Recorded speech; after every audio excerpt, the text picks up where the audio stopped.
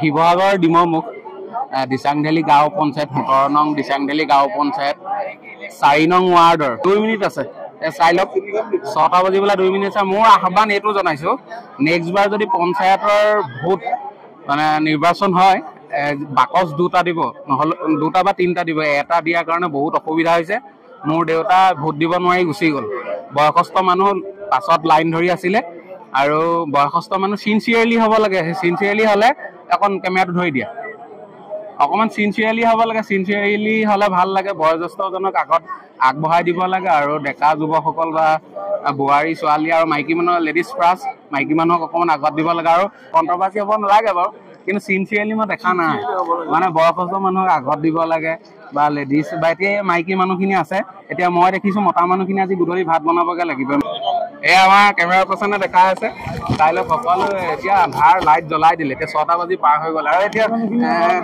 বাজি গ'ল 6টা বাজি গ'ল আৰু টাইম 7:30 AM আৰু এতিয়া বৰ্তমান 6 PM হ'ল 4:30 সামৰিব লাগে কাহিনী সেইখিনি আৰু মই সেইখিনিকে ক'লো আৰু মই সবেই জিকি যাওক কোনো কথা সবেই জিকিলে খেলিছা যেতিয়া সবে কেনেকে জিকিব যিকোনো এজনহে জিকিব এনে আপোনাৰ ভোটটো দি অনুভৱ কেনেকুৱা ভাল লাগিছে এই ৰ'বা তেওঁকে যে তুমি কেলে উস্তাদি পেটাৰ পেটাৰ মাৰি আছা ভাল লাগিছে বহুত ভাল লাগিছে ন হেৰি পঞ্চায়ত ৰাজটো ধন্যবাদ অধিক তথ্য জনোৱাৰ বাবে ধন্যবাদ জ্ঞাপন কৰিলো মানুহটো ৰঙা বগা ধুনীয়া হৈছে সদায় এনেকে হাঁহি মুখত থাকক মৰমত হৈ থাকক দেই জয় অসম মানে যোগ্যজনক ঘৰ এটা নিদিয়ে এই মানুহ ঘৰতকে ধনী মানুহৰ ঘৰত ঘৰ এটা দিয়েগে এই বিষয়টোত কিবা ক'ব নেকি আচলতে এইটো এটা দুৰ্নীতি আৰু দুৰ্নীতিটো কেৱল দিচাংমুখ ZPC বা দিচাংঢাইলি পঞ্চায়ত বা 4 নম্বৰ ৱাৰ্ড বুলিয়েই নহয় সমগ্ৰ ভাৰতবৰ্ষই এতিয়া দুৰ্নীতিত পৃথিৱীৰ ভিতৰত 5ম স্থানত আছে দুৰ্নীতিৰ ক্ষেত্ৰত দেখা যায় মানে বিভিন্ন মানে হেৰিৰ পৰা সূত্ৰৰ পৰা আমি দেখা পাইছো কিমান শুদ্ধ কিমান ভুল মই নাজানো মই সূত্ৰৰ পৰা পোৱাৰ ওপৰত ভিত্তি কৰি কৈছো মানে দুৰ্নীতিটো 5ম স্থান এই ক্ষেত্ৰত আচলতে মহাত্মা গান্ধীয়ে সপোন দেখিছিলে পঞ্চায়তী ৰাজৰ দ্বাৰা ভাৰতবৰ্ষৰ যিখিনি অঞ্চল ঠিকে আছে কওক যিখিনি অঞ্চল অতিকৈ পিছপৰা এই পিছপৰা অঞ্চলক কেনেকে আগুৱাই লৈ যাব পৰা যায় নগৰ অঞ্চলতকৈ গাঁও অঞ্চলবিলাক আমি দেখো পিছপৰা হয় আৰু এই গাঁও অঞ্চলবিলাক আগুৱাই নিয়াৰ কাৰণে সমাজখনক নগৰীয়া সমাজ আৰু গাঁৱৰ সমাজৰ মাজত এটা সামঞ্জস্যৰ সৃষ্টি কৰিবৰ কাৰণে পঞ্চায়তী ৰাজৰ সপোন দেখিছিল মহাত্মা গান্ধী আৰু সেই হিচাপেই ভাৰতবৰ্ষত পঞ্চায়তী ৰাজটো আৰম্ভ হৈছে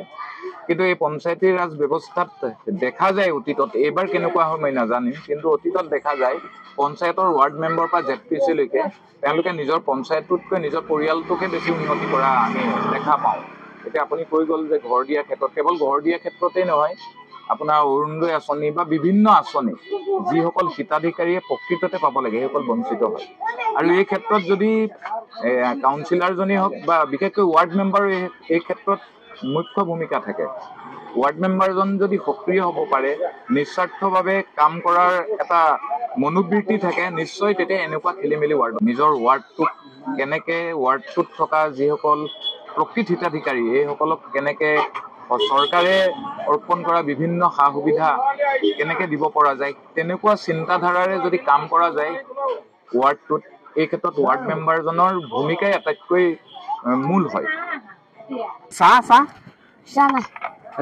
নহলে নহব ন এতিয়া কি কৰি আছে তহঁত দুইটা কাপ নহলে খাম কেনেকে আকৌ এইটো বেলেগ খোল সেইটো খোল এই তলত টেপি দে তই কবিতা এটাকে আবৃত্তি কৰি দে কবিতা এটাকে আবৃত্তি কৰি দে তোৰ মায়ে কয় মিঠা ফল টেঙা ফল আৰু কেঁহা ফল ফল খালে আমাৰ গা ঠাই মিঠা মিঠা ফল বোলত পৰুৱাই দেহে মিঠা পকা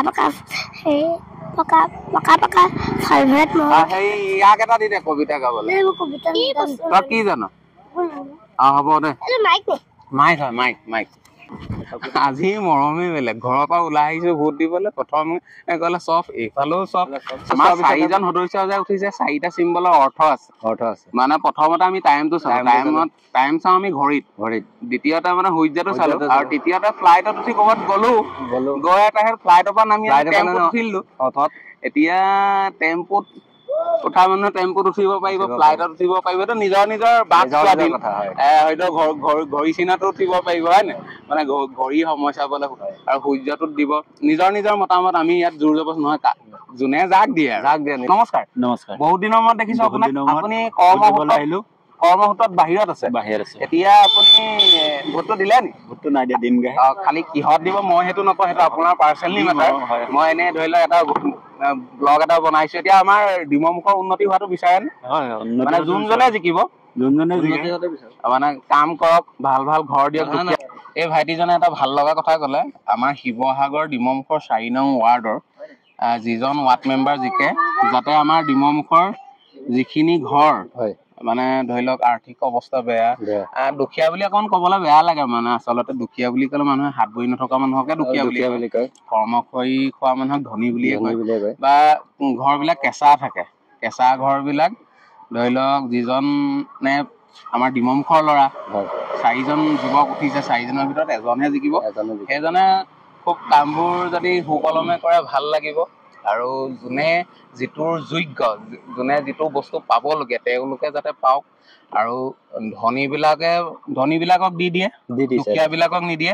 তেনেকুৱা এটা যাতে বাট পৰি নাথাকক। যোনজনে জিকে আমাৰ ৰাস্তাটোৰ কাৰণে আমি আগত মানে হেৰি কৰিব লাগে, যাতে ৰাস্তাটো বহল কৰি দিয়ে। আমাৰ ৰাস্তাটো মানে পোৱামৰা সত্ৰৰ পৰা দিচাংমুখলে যিটো আমাৰ এইটো ৰাস্তা, বা এতিয়া আখৈপুটীয়াৰ পৰা যিটো ৰাস্তা, আমাৰ ডিমমুখ মথাইদাং এই যিটো এৰিয়া, মানে আমাৰ ইয়াত এখন হাইস্কুল আছে, ধৰি লওক স্বাস্থ্য কেন্দ্ৰৰ পৰা আদি কৰি চেলুনৰ পৰা আদি কৰি আমাৰ গাঁৱলীয়া জেগা যদিও প্ৰয়োজনীয় সকলোখিনি বস্তু আছে। আৰু ধৰি লওক স্কুলীয়া কলেজীয়া ল'ৰা ছোৱালী অহা যোৱা কৰে। ৰাস্তাটো ঠেক হৈছে। আৰু এনেই আমি কিছুমান আলহী জেগাত গলে বা অকণ লজ্জিত হওঁ আৰু দুখিত লাজো পাওঁ। কিছুমানে কয় মানে মানুহবোৰ অকল ৰাস্তাতে থাকে। ৰাস্তাত মানুহবোৰ থাকে বুলি তেনেকুৱা এটা কথা নহয়। ৰাস্তাটো ঠেক। আৰু আমাৰ এডোখৰ ধৰি লওক মানুহৰ জনসংখ্যা বেছি। আমাৰ এইটো বহুত ডাঙৰ এৰিয়া আৰু ঘৰবোৰো থেপাথেপি, মানে জনসংখ্যাটো বেছি। প্ৰত্যেকৰ ঘৰে ধৰি 2টা 3টা 4টা যদি ল'ৰা হয়, এজনৰ দেউতাকৰ যদি পুত্ৰ 4জন হয়, 4টা ঘৰ বনাবই লাগিব। জনসংখ্যা বেছি। আমি ৰাস্তাত ৰৈ থাকিবলৈ আমাৰ মানে মনটো, ৰাস্তাত ৰৈ থাকিলে ভাল নালাগে। আমাৰ শুবলৈ বিচনাও আছে, থাকিবলৈ ঘৰো আছে, মানে কিন্তু ৰাস্তাটো ঠেক কাৰণে অসমৰ ভিতৰত মথাউৰি, মানে ওখ মথাউৰিৰ ভিতৰত এইটোৱে নাম্বাৰ 1 গাড়ী চলা। ইয়াতকে হয়তো নোলাব। আপোনালোকে কেতিয়াবা কৰবাত যদি মথাউৰিত গাড়ী চলোৱা জেগা পায় তেতিয়া কমেণ্ট কৰিব। ডিমমুখী অঞ্চলটো, ডিমমুখ মথাউৰি যিটো আমাৰ পোৱামৰা সত্ৰৰ পৰা দিচাংমুখলৈ গৈছে, বিশেষকে মানে আমাৰ আখৈপুটীয়াৰ পৰা দিচাংমুখলৈকে বেছি ভিৰ, মানে ৰাস্তাটো বহুত ঠেক। আৰু ইমান গাড়ীনো কলৈ গৈ থাকে মই একো ধৰিবই নোৱাৰো। চাউলৰ কাৰ্ডৰ পৰা বাদ পৰি আছে। অনাগত দিনত চাউলৰ কাৰ্ডটো পাওক, তাৰে মই কামনা কৰিছো। ঘৰ বাদ পৰিছে, ঘৰ পাওক। অৰুণোদয় পোৱা নাই, অৰুণোদয় পাওক। দুখীয়া মানুহে অৰুণোদয় পোৱা নাই। আৰু তোমাক মই এইটো কৈছো, আমাৰ গাঁওখনত যিটো বস্তু যাৰ ঘৰলে সি পোৱাটো যোগ্য হয় নাই। এতিয়া কিছুমান মানুহৰ ঘৰ আহে, নাম আহে, পাছত নেপায়। সেইটো কিবা এটা ডুপ্লিকেট হয় নাই বাৰু? এইবোৰ টকা খোৱা ৰাজনীতিক হয়। সেইবিলাক হলে ভাল নালাগে। সেইটোৱে চিন আমাৰ ভোট দিয়া। খালি তুমি কিহত দিলে মই নুসুধো, সেইটো সোধাৰ মোৰ কোনো প্ৰয়োজন নাই। আৰু ময়ো নকওঁ যে, ময়ো বেয়া টেঙৰ, ময়ো নকওঁ।